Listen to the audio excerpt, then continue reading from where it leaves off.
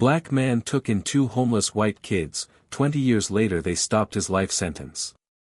The snow was falling hard that February night in 1985 when Marcus Thompson first saw them. Marcus was a tired man who worked at the old paper mill on the edge of Birmingham. His hands were rough from years of pulling heavy rolls of paper. His back hurt from bending over machines all day. At 58 years old, Marcus walked with a slight lean to the left because his hip never healed right after an accident at work 5 years ago. Every step he took reminded him of that day when the forklift had knocked him down. But Marcus never complained. He just kept working because that was what men like him did. They worked until they couldn't work anymore.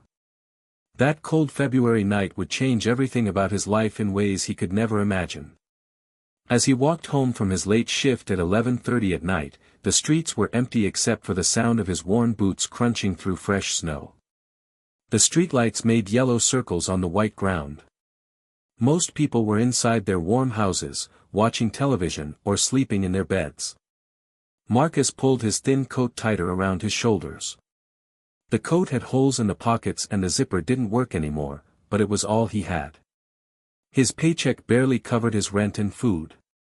There was nothing left for new clothes. As Marcus passed the old grocery store that had closed down 3 months ago, he heard something that made him stop. It sounded like crying, but not the loud crying of someone who wanted to be heard. It was the quiet crying of someone who had given up hope. Marcus looked around but saw nobody on the street. The crying came again, softer this time, from behind the grocery store where the loading dock used to be. Marcus knew he should keep walking. His apartment was still 6 blocks away and the snow was getting heavier. His feet were already numb in his old boots. But something about that crying pulled at his heart. He had heard that kind of crying before, many years ago when he was a child and his mother would cry quietly at night when she thought nobody could hear her. Marcus walked slowly toward the loading dock, his bad hip making him wince with each step. Behind a pile of broken wooden pallets, he found them. 2 children huddled together under a piece of cardboard that was already soaked through with melting snow. The older one was a boy who looked about 10 years old. He had blonde hair that was dirty and tangled. His arms were wrapped around a smaller girl who couldn't have been more than 7. She had the same blonde hair but hers was longer and even more tangled. Both children were wearing clothes that were too thin for winter. The boy's jacket had no buttons and the girl's coat was really just a sweater with holes in the elbows. Their faces were red from the cold and their lips were turning blue. Marcus stood there for a long moment, not sure what to do. These were white children and he was a black man in Alabama in 1985. He knew how people would look at him if he tried to help. He knew what they would say. But then the little girl opened her eyes and looked right at him. Her eyes were green like spring grass and they were filled with a fear that no child should ever have to feel. She pressed closer to her brother and the boy's arms tightened around her protectively. Marcus slowly got down on one knee, ignoring the sharp pain in his hip. He held up his hands to show he meant no harm. "Hey there," he said in his softest voice, the one he used to use when talking to scared animals. "My name is Marcus.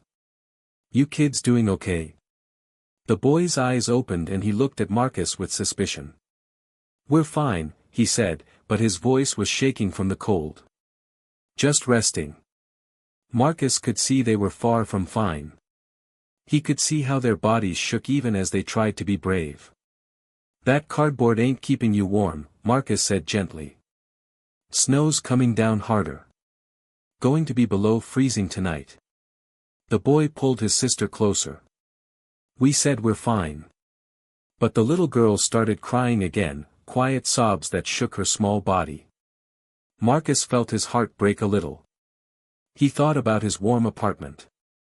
It wasn't much, just 2 rooms and a bathroom, but it had heat and a roof that didn't leak.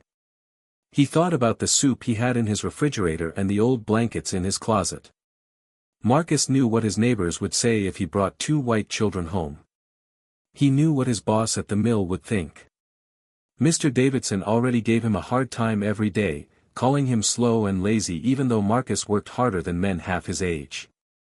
But looking at these two children freezing in the snow, Marcus couldn't walk away. His mother had raised him to help people who needed help, no matter what color they were. "Listen," Marcus said, standing up slowly. "I got a place about 6 blocks from here. It ain't fancy but it's warm. Got some soup I can heat up. You can stay just for tonight, get warm, have something to eat. No questions asked." The boy looked at his sister, then back at Marcus. "Why would you help us?" he asked. Marcus thought about that question. Why would he help them? He was barely making it himself. Adding 2 more mouths to feed would mean he'd go hungry most nights. But he remembered being young and scared. He remembered what it felt like to have nobody. "Because it's the right thing to do," Marcus said simply. "And because nobody should be out in the cold on a night like this, especially not children." The little girl tugged on her brother's sleeve. "Tommy, I'm so cold," she whispered. "My fingers don't work anymore." That seemed to decide it for the boy named Tommy. He stood up, pulling his sister with him. "Just for tonight," he said firmly. "We'll leave in the morning." Marcus nodded and started walking slowly so the children could keep up. The girl, who Tommy called Sarah, could barely walk. Her legs were stiff from the cold. Without thinking about it, Marcus picked her up and carried her. She weighed almost nothing, like a bird. Tommy walked beside them, watchful and protective. When they reached Marcus's apartment building, old Mrs. Williams was standing in her doorway on the first floor. Her eyes went wide when she saw Marcus carrying a white child with another white child beside him. "Marcus Thompson, what in the Lord's name are you doing?" she hissed. "These children need help, Mrs. Williams," Marcus said calmly, not stopping. "That's all that matters tonight." Mrs. Williams shook her head and closed her door, but Marcus could hear her on the phone already, no doubt calling other neighbors to spread the news. By tomorrow, everyone in the building would know. By the next day, everyone at the mill would know too. But right now, Marcus didn't care. He unlocked his apartment door and set Sarah down gently on his old couch. The apartment was small but clean. Marcus didn't have much but he took care of what he had. He turned up the heat, even though he knew it would cost more money he didn't have. Then he went to the kitchen and heated up the vegetable soup he'd made 2 days ago. There was only enough for one person but he added water to make it stretch. While the soup heated, he found his 2 extra blankets and wrapped them around the children. Tommy and Sarah sat close together on the couch, still shivering but starting to warm up. "Where are your parents?" Marcus asked gently as he brought them bowls of soup. Tommy's face darkened. "Gone," he said shortly. "Been gone 2 weeks now." Marcus didn't push for more information. He could see the pain in the boy's eyes. Whatever had happened, these children were alone in the world. As the children ate their soup like they hadn't eaten in days, Marcus made a decision that would change all their lives. He couldn't let them go back out into the cold tomorrow. He couldn't let them end up frozen behind some building where nobody would find them until spring. "You can stay here as long as you need," Marcus said. Tommy looked up from his soup, surprised. "We don't have any money," he said. "And we're not your problem." Marcus sat down in his old chair that creaked when he moved. "Maybe not," he said. "But I got space and you need help. That makes it simple in my book." Sarah had finished her soup and was starting to fall asleep against her brother's shoulder. She looked so small and fragile. Marcus remembered having a sister once, long ago. She had died when she was about Sarah's age from a fever they couldn't afford to treat. Maybe that was why he couldn't turn these children away. "People won't like it," Tommy said quietly. "A black man taking in 2 white kids. They'll make trouble for you." Marcus was surprised that a 10-year-old understood such things, but then again, these children had clearly seen more of the world's ugliness than any child should. "Let me worry about that," Marcus said. You just worry about getting warm and getting some sleep. That night, the children slept on the couch, curled up together under every blanket Marcus owned. Marcus sat in his chair, watching them sleep, and wondered what he had just done. He could barely take care of himself. How was he going to take care of two children? But looking at their peaceful faces as they slept, safe and warm for the first time in weeks, Marcus knew he had made the right choice. The next morning came too soon. Marcus had to be at the mill by 6 o'clock or Mr. Davidson would dock his pay. He left the children sleeping and put out bread and peanut butter for when they woke up. All day at work, he worried. What if they left? What if someone called the police? What if child services came and took them away? Mr. Davidson seemed extra mean that day. "Thompson, you're moving even slower than usual," he barked across the factory floor. "Maybe it's time we found someone younger who can actually do the job." Some of the other workers laughed. They always laughed when Mr. Davidson picked on Marcus. It made them feel better about their own lives. Marcus just kept working, pulling the heavy rolls of paper, ignoring the pain in his hip and back. But his mind was on those two children in his apartment. When his shift finally ended, Marcus practically ran home despite his bad hip. He was relieved to find Tommy and Sarah still there. They had cleaned the apartment while he was gone. The dishes were washed, the floor was swept, and they had even tried to fix the wobbly table leg with some newspaper stuffed under it. "We wanted to help," Sarah said shyly. "Since you're letting us stay." Marcus felt something warm in his chest that he hadn't felt in years. "You didn't have to do that," he said, but he was smiling. That evening, Marcus took the children to the thrift store and bought them each 2 sets of clothes and a winter coat that actually fit. It cost him nearly all the money he had saved for next month's rent, but he couldn't let them keep wearing those torn, thin clothes. Mrs. Rodriguez, who ran the thrift store, gave him a long look when she saw him buying children's clothes. "These for your grandkids, Marcus?" she asked, even though she knew Marcus had no family. "For some kids who need them," Marcus said simply. Mrs. Rodriguez's eyes softened a little and she threw in 2 extra pairs of socks for free. Days turned into weeks, and weeks turned into months. Marcus enrolled Tommy and Sarah in the local school, claiming they were distant relatives who had come to live with him. The principal, Mrs. Foster, was suspicious, but the children had no other options and Marcus had filled out all the paperwork, so she let them attend. Every morning, Marcus would make breakfast, usually oatmeal because it was cheap and filling. He would walk the children to school before heading to the mill. After school, they would go to the library to do homework because Marcus's apartment was too cold during the day when the heat was turned down to save money. In the evenings, Marcus would help them with their homework as best he could. He had only finished 8th grade himself before he had to go to work, but he did his best. Tommy was smart, especially at math. Sarah loved to read and would check out as many books as the library would allow. The children began to thrive. Their cheeks filled out from regular meals, even if those meals were simple. They smiled more and laughed sometimes.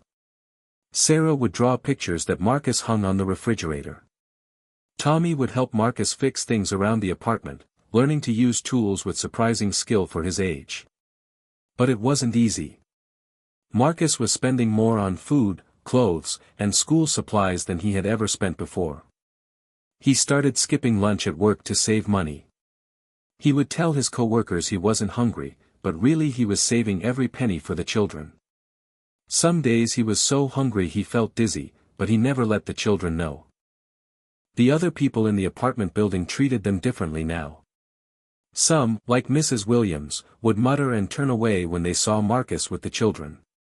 Others, like Mr. Chen from the 3rd floor, would smile and sometimes give the children pieces of candy.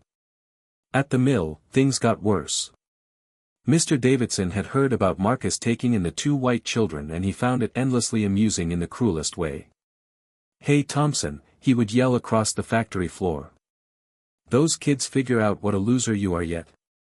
What kind of white kids got to be so desperate they'd live with someone like you?" The other workers would shift uncomfortably. Some would laugh nervously, not wanting to become Mr. Davidson's next target. Others would look away, ashamed but not brave enough to speak up. Marcus would just keep working, his jaw tight, his hands steady on the machinery. He told himself it didn't matter what Mr. Davidson said. What mattered was that Tommy and Sarah were safe and fed and in school. But the words still hurt. They always hurt. One particularly bad day, Mr. Davidson had been riding Marcus all morning. Nothing Marcus did was right. He was too slow, too stupid, too useless. Finally, Mr. Davidson said something that made Marcus's hands clench into fists. "Those kids are probably just waiting for you to die so they can take whatever pathetic savings you got hidden away. They're using you, Thompson. Too stupid to see it." Marcus turned around slowly, his eyes meeting Mr. Davidson's for the first time in years.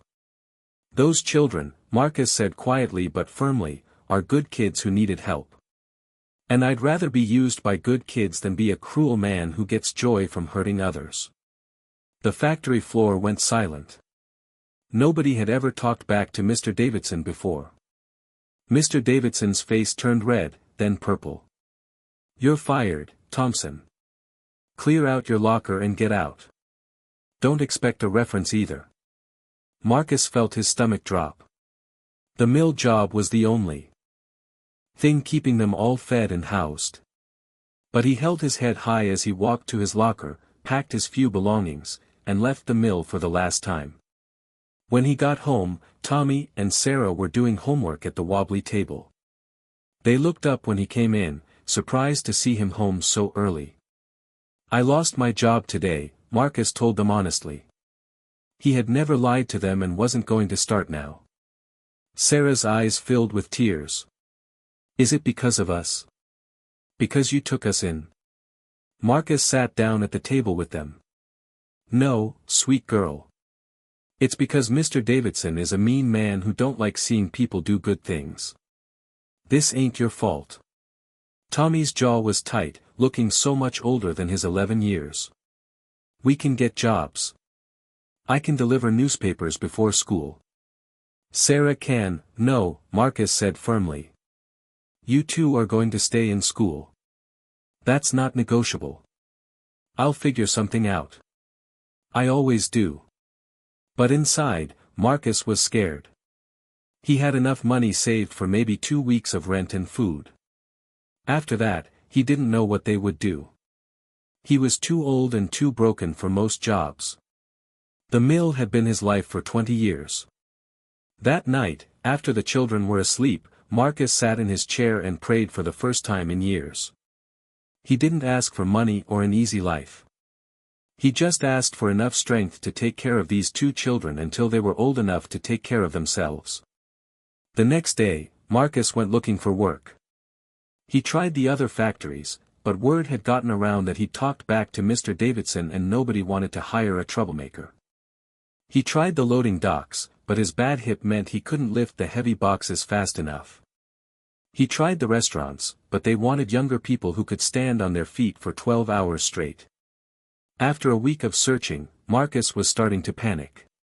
They had 8 days of money left. He had already started watering down the milk to make it last longer and buying the day-old bread that was half price. Tommy and Sarah could tell something was wrong, but they didn't complain. They never complained. Then, unexpected help came from an unexpected place. Mr. Chen from the 3rd floor knocked on Marcus's door one evening. He owned a small convenience store and needed someone to work the night shift. "The pay isn't much," Mr. Chen said apologetically. "And the hours are hard, 11 at night to 7 in the morning. But it's work." Marcus could have hugged the man. "I'll take it," he said immediately. "When can I start?" Working nights meant Marcus hardly slept. He would get home at 7:30 in the morning, just in time to get Tommy and Sarah ready for school.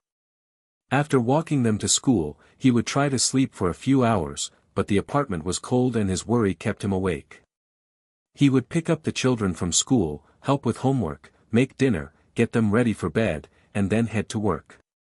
He was exhausted all the time, but they were surviving. Years passed this way.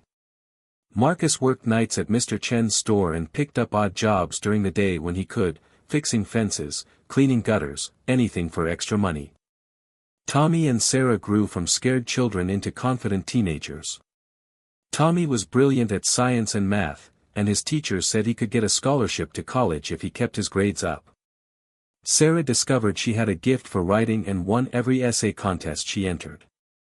They still lived in the same small apartment, still struggled for money, but they were a family.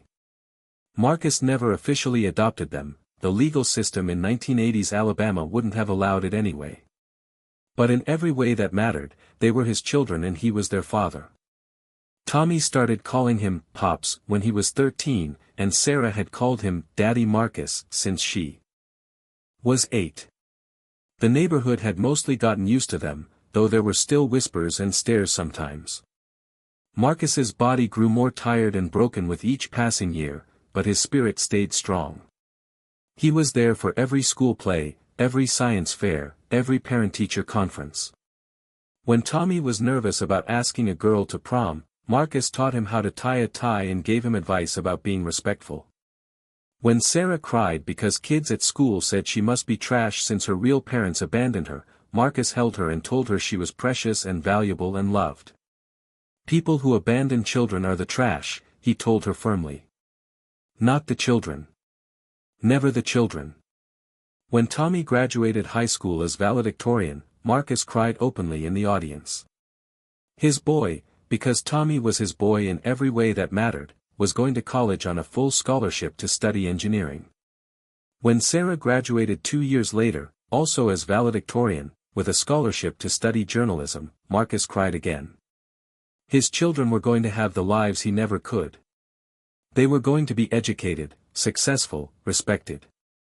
The night before Tommy left for college, the three of them sat around a wobbly table that they'd never fixed properly, eating spaghetti with sauce made from tomatoes Mr. Chen had given them from his garden. "I'm going to make you proud, Pops," Tommy said seriously. "Going to get my degree, get a good job, and buy you a house. A real house with heating that works and no leaky roof." Marcus reached over and squeezed Tommy's shoulder. "Son, you already made me proud. Every single day since I found you behind that grocery store, you've made me proud." Sarah added, "When I become a famous journalist, I'm going to tell the whole world about the best man I know. The man who saved us when everyone else walked by." Marcus had to wipe his eyes with his napkin. "You too saved me just as much as I saved you. Don't you ever forget that. You gave this old man a reason to keep going when life was trying to break me down." Tommy and Sarah did well in college. They called Marcus every week, sometimes more. They came home for holidays, bringing their textbooks to study while Marcus worked. They still slept on that same old couch when they visited, even though they were too tall for it now. Marcus kept working at Mr. Chen's store, even though his body hurt more each year. His hip was so bad now that walking was agony, but he never complained. He had to keep working. Even with scholarships, the kids needed money for books, supplies, food. He sent them everything he could spare and then some. Mr. Chen tried to give Marcus easier duties, having him sit at the register more instead of stocking shelves, but Marcus insisted on doing his full job. "I'm not a charity case," he would tell Mr. Chen. "I work for my pay." Meanwhile, 20 years after that snowy night, Mr. Davidson was still around. He had inherited money from his father and bought several businesses in town, including Mr. Chen's building. He raised the rent on the store so high that Mr. Chen had to let Marcus go. "I'm so sorry," Mr. Chen said with tears in his eyes. "I wish I could keep you, but I can barely keep the store open now."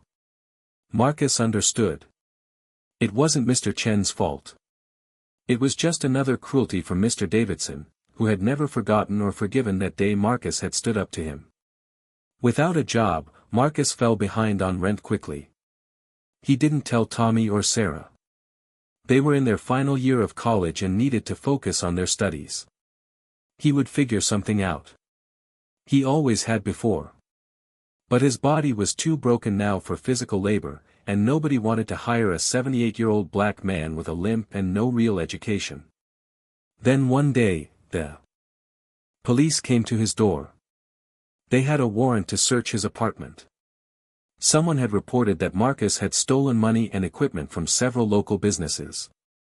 Marcus stood in shock as they tore through his few belongings. From inside his mattress, cut open with a knife, they pulled out $3,000 in cash and several pieces of expensive equipment with business logos. "I've never seen any of that before," Marcus said, his voice shaking. "Someone put it there. I would never steal. Never." But the police didn't believe him. Why would they? He was a poor old black man who had just lost his job and was behind on rent. He fit their idea of a criminal perfectly.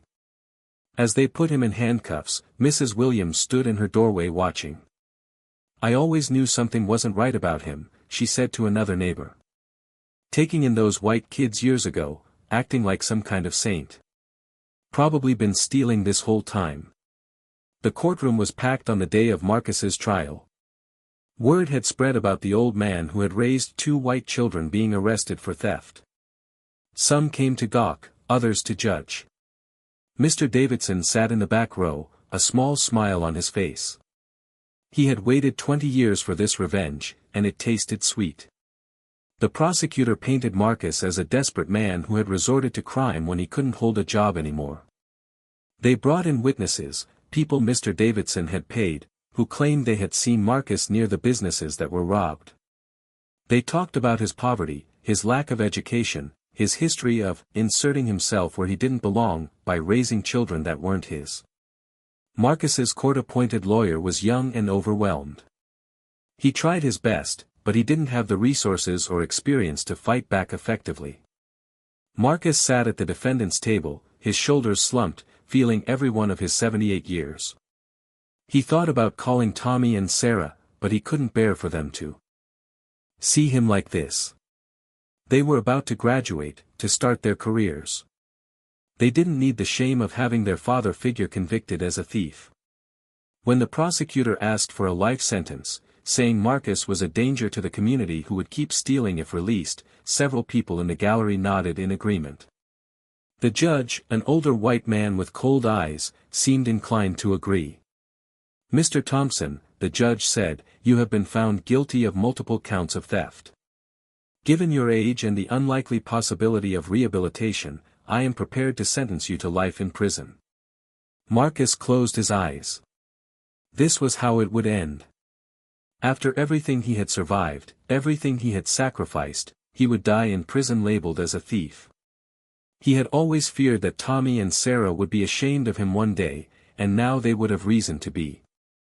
But just as the judge raised his gavel, the courtroom doors burst open. 2 people strode in with confidence and purpose. Marcus's eyes flew open and his heart stopped. It was Tommy and Sarah, but not as he had ever seen them before. Tommy was wearing an expensive suit, carrying a briefcase, looking every inch the successful lawyer he had become. Sarah had a camera around her neck and a recorder in her hand, press credentials visible, looking like the investigative journalist she now was. "Your Honor," Tommy's voice rang out clear and strong, "I request permission to present new evidence in defense of my client, Marcus Thompson." The judge frowned. "Who are you?" "This trial is concluded." "I'm Thomas Mitchell, attorney at law," Tommy said, using his formal name. "And Marcus Thompson is the man who raised me from the time I was 10 years old. The man you're about to sentence to life in prison for crimes he didn't commit." Gasps rippled through the gallery. Mr. Davidson's smile vanished, replaced by something that looked like fear. Sarah stepped forward. "Your Honor, I'm Sarah Mitchell, investigative journalist with the Washington Post. I have evidence that Mr. Thompson was framed by David Davidson, who has held a grudge against him for 20 years. The judge hesitated, then nodded slowly. "I'll allow it. But this better not be a waste of the court's time." Tommy opened his briefcase and pulled out stack after stack of documents.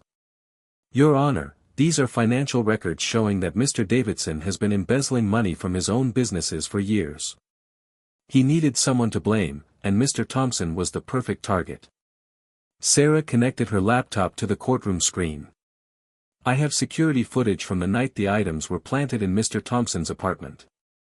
You can clearly see Mr. Davidson's assistant, Paul Rogers, entering the building with a bag and leaving without it. The footage played on the screen. It was grainy but clear enough to identify the man. Several people in the gallery gasped. Mr. Davidson stood up, his face red. This is ridiculous. You can't prove anything. Tommy smiled coldly. Actually, we can. Paul Rogers confessed everything this morning in exchange for immunity. He's willing to testify that you paid him to plant that evidence. The judge's gavel came down hard. Mr. Davidson, sit down or I'll have you removed. Tommy continued presenting evidence. Financial records, witness testimonies from people who had been too scared to speak before, a paper trail showing Mr. Davidson's 20-year campaign of harassment against Marcus. Sarah presented her investigation, showing how Mr. Davidson had destroyed the lives of several other people who had crossed him over the years. Marcus was not his first victim, just his most recent. As the evidence mounted, the courtroom's mood completely shifted. People who had been ready to see Marcus condemned were now looking at him with sympathy and at Mr. Davidson with disgust. Mrs. Williams, still in the gallery, had tears running down her face. Finally, Tommy turned to address the court directly.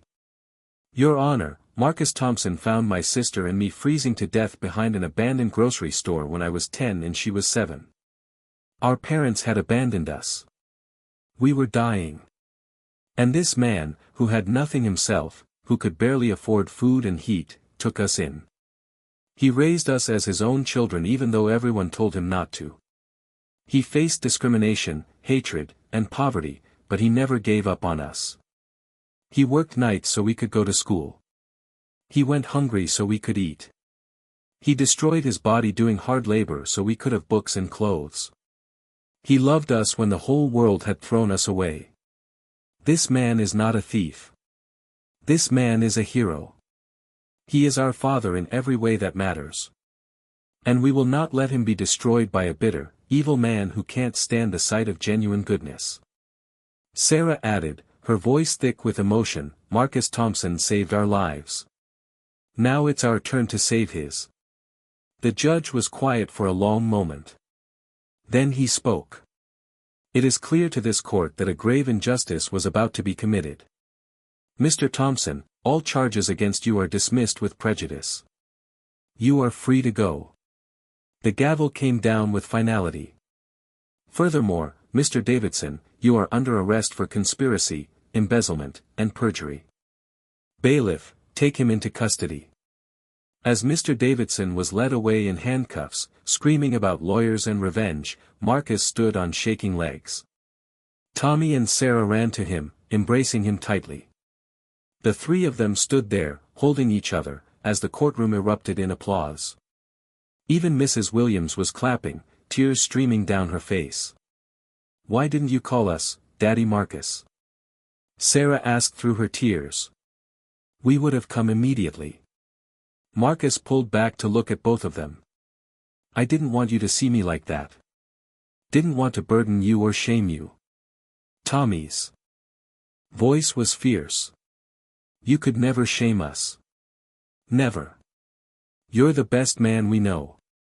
The best father anyone could ask for. We've both been working on this for months, Sarah explained. The moment we heard you'd been arrested, we knew something was wrong. Tommy took a leave from his firm, I used all my journalism connections. We were not going to let them do this to you. Marcus was crying now, not caring who saw. You came back for me. Of course we came back, Tommy said. You taught us that family shows up for each other. You taught us that love isn't about blood, it's about choice. You chose us when we had nothing and nobody. How could we not choose you? As they walked out of the courthouse, Marcus between his two children, reporters surrounded them. Sarah fielded their questions with professional ease while Tommy kept a protective arm around Marcus. The headline the next day would read, "Black man took in 2 homeless white kids, 20 years later they stopped his life sentence." The story would go viral, touching hearts around the world. But in that moment, Marcus wasn't thinking about headlines or vindication. He was thinking about that cold February night 20 years ago when he had made a choice that everyone said was foolish. He was thinking about all the nights he had gone to bed hungry so Tommy and Sarah could eat. All the days he had worked despite the pain so they could have school supplies. All the times he had been mocked and discriminated against for raising 2 white children. And he realized he would do it all again in a heartbeat. Because love wasn't measured in matching skin colors or legal documents. Love was measured in sacrifice, in showing up, in choosing each other over and over again even when the world said you shouldn't. Tommy and Sarah took Marcus home to his little apartment that day, but not for long. Within a week, they had moved him into a beautiful house they had bought together with their savings. Waiting for the right time to surprise him. It had heating that worked, no leaky roof, and a garden where he could grow tomatoes like he'd always wanted. Mr. Davidson went to prison for 15 years. Mr. Chen reopened his store with Marcus as an honored guest on opening day. Mrs. Williams apologized tearfully for all the years she had judged Marcus, and he forgave her because that's the kind of man he was. Tommy became a successful civil rights lawyer, fighting for people like Marcus who had been failed by the system. Sarah became an award-winning journalist, her story about Marcus launching her career. They both married, had children, and those children called Marcus Grandpa and loved him fiercely. On Marcus's 80th birthday, surrounded by the large, loving family that had grown from 2 freezing children and 1 brave man's choice, he gave a speech. "People ask me if I regret taking in 2 homeless kids when I could barely feed myself," Marcus said, looking at Tommy and Sarah, then at their children. "They ask if I wish I had made an easier choice. And I tell them this: every hard day was worth it. Every hungry night was worth it. Every cruel word from people who didn't understand was worth it. Because love multiplies. I gave love to 2 children, and look what grew from that. A whole family. A whole life filled with more joy than I ever dreamed possible." The title of that news story was right, "A Black Man Did Take in 2 Homeless White Kids." But what the title doesn't say is that those 2 kids gave him something much more valuable in return. They gave him purpose. They gave him family. They gave him a love that no prison could contain and no bitter man could destroy. They gave him everything. Marcus lived another 10 years, dying peacefully in his sleep at age 90 with Tommy and Sarah holding his hands.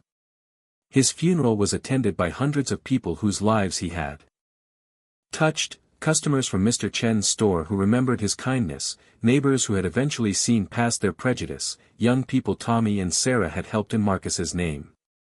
The preacher at the funeral said something that perfectly captured Marcus's life. Marcus Thompson understood something that many of us forget. He understood that kindness is not weakness. That love does not count the cost. That family is not determined by blood but by choice. He chose love when hate would have been easier. He chose sacrifice when selfishness would have been understandable. He chose to see 2 children who needed help rather than 2 problems he couldn't afford. And because of those choices, the world is a better place. Tommy and Sarah created the Marcus Thompson Foundation, which helps foster children aging out of the system find families and support. Every year on the anniversary of that snowy February night, they tell the story of the man who saved them and whom they saved in return. They tell it to remind the world that love doesn't see color, that kindness can change lives, and that sometimes the families we choose are stronger than the families we're born into. The story always ends the same way, with the truth that Marcus taught them: love multiplies. You put it out into the world, and it comes back to you tenfold. Sometimes it takes 20 years. Sometimes it comes just when you need it most. But it always comes back. Always. And so the story of Marcus Thompson lives on, inspiring others to make the hard choice, the kind choice, the loving choice. Because you never know when the kindness you show to others will come back to save you. You never know when the children you help today will become the adults who stand up for you tomorrow. Marcus knew this truth in his heart from the beginning, even when his head told him he couldn't afford it, even when the world told him he shouldn't do it. Love always finds a way. Love always comes home. And love always, always